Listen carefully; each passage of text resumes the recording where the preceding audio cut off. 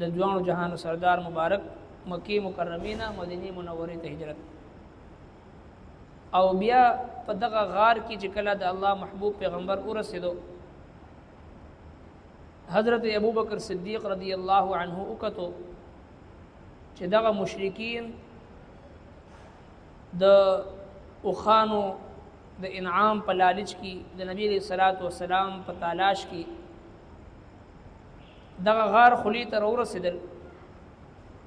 رب کائنات بطور معجزه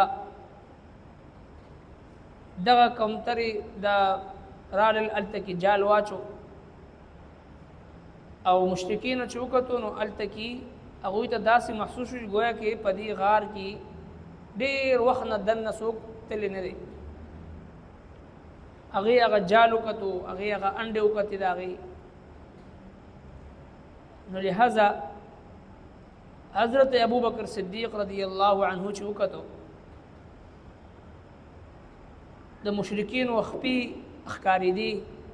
د غار نه دننه زړه کې غم پیدا شو دا سینا چې دوی زما د محبوب پیغمبر په دې باندې د دوی نظر ولګي او د الله محبوب پیغمبر ته دوی څه نقصان ونه رسي زړه غمجن شو رسول الله صلی الله علیه وسلم ولا تسلی ورکړه چې ته غمجن کیږه ما زما د وجنه پریشان کیږه ما الله جل شانه ما سره دی تا سره دی د الله مدد مون سره دی بیا الله رب العالمین یو خاص سکینه نازل فرمایل د حضرت ابوبکر صدیق په زړه باندې چې هغه سره د هغه غم او د هغه حزن د زړه چې کوم پریشانی وا ختم شو الله رب کائنات یو داسي لخر په ذریعہ باندې د داسي فرشتو په ذریعہ باندې د دوی نصرت او فرمایل چې هغه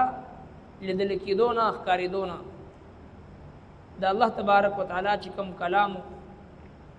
د الله جل شانه چې کوم حکم هغه اوچت شو او د کافرانو هغه سازش هغه ښکته شو ناکام شو ځکه چې الله رب العالمین ډېر زبردست حکمت والا ذات دی نو فرمایي چې الا تنصروه کچره تاسو مدد اونکړو داغه فقد نصره الله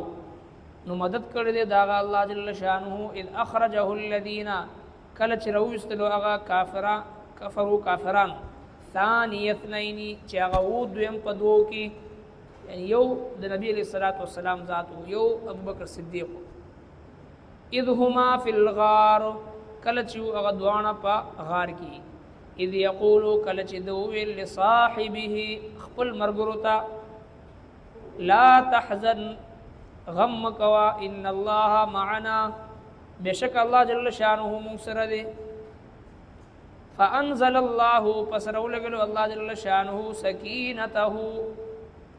تسکین خپل سکینه خپل علیه خپل پیغمبر وأيده او قوت ورکړدتا بجنود فلخکرو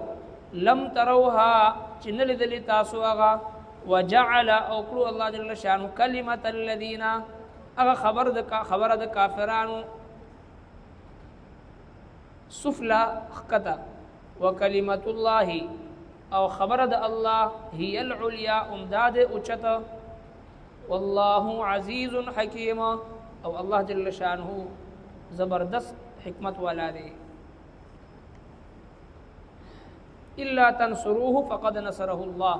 غزوه تبوک نه چې کوم خلق د غفلت او د سستی نه رستو پاتې شو هغه ته مثال الله تبارک وتعالى د غار سور بیانې واقعیا د هجرت بیانې چې په دغه موقع باندې تاسو د نبی رسول الله مدد نو کړی بلکې فقد نصره الله الله جل شانه دغه مدد کړو چې کله کافرانو دی په هجرت باندې مجبور کړو د الله په حکم دی هجرت کو ثانی اثنین دا دویمو په غار کې په دوه کې یو صدیق اکبر او یو نبی علیہ الصلوۃ والسلام اذ هما فی الغار چې کله دا دوه په غار کې اذ یقول لصاحبه کله چې دوی خپل مرګرو ته صاحب دوست صاحب صحابي دغه لفظ د صحابي لفظ په پوره قرآن مجید کې د حضرت ابوبکر صدیق رضی الله تعالی عنہ لپاره استعمال شوی دی. سوای د ابوبکر صدیق نه د صحابي لفظ په قرآن مجید کې بل چا د لپاره نه راغلی. او دویم دا چې کله د حضرت ابوبکر صدیق رضی الله عنه په زړه کې حزن پیدا شو، لا تحزن،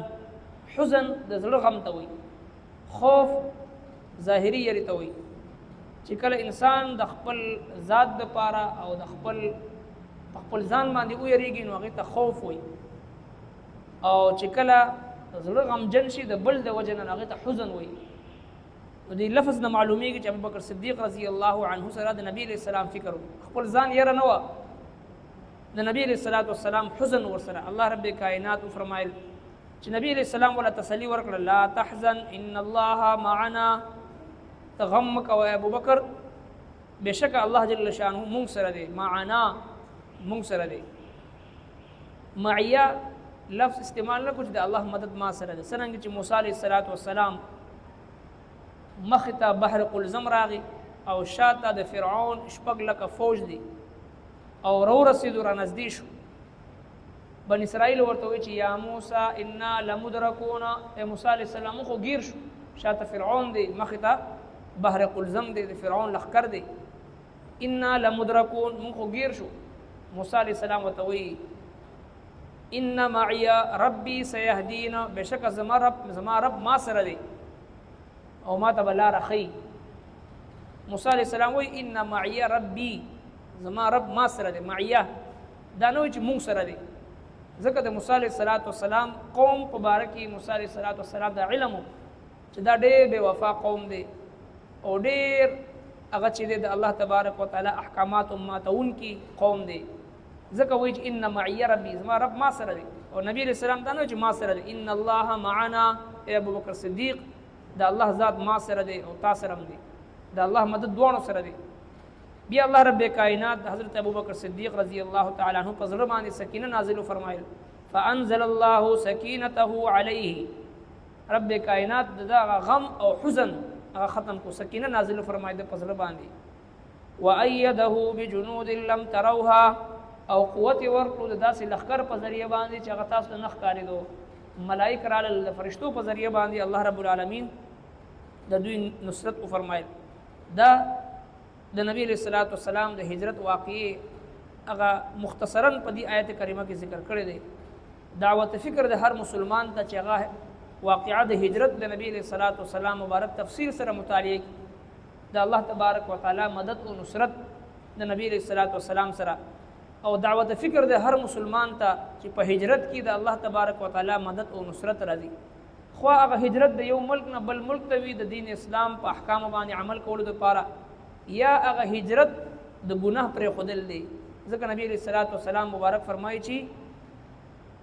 د مؤمن هجرت دا چې هغه ګناه پرې دی نیکی طرف ته. والمهاجر من هجر الخطايا والذنوب، نبی علیہ السلام فرمایي چې حقیقي مهاجر هغه دی چې هغه ګناه پرې دی، نافرمانی پرې دی، معصیت پرې دی، د ګناهونو د تیارې نه د هدایت رڼا طرف ته، د نیکی رڼا طرف ته هجرت وکړي. اصل هجرت دا دی چې موږ او تاسو خپل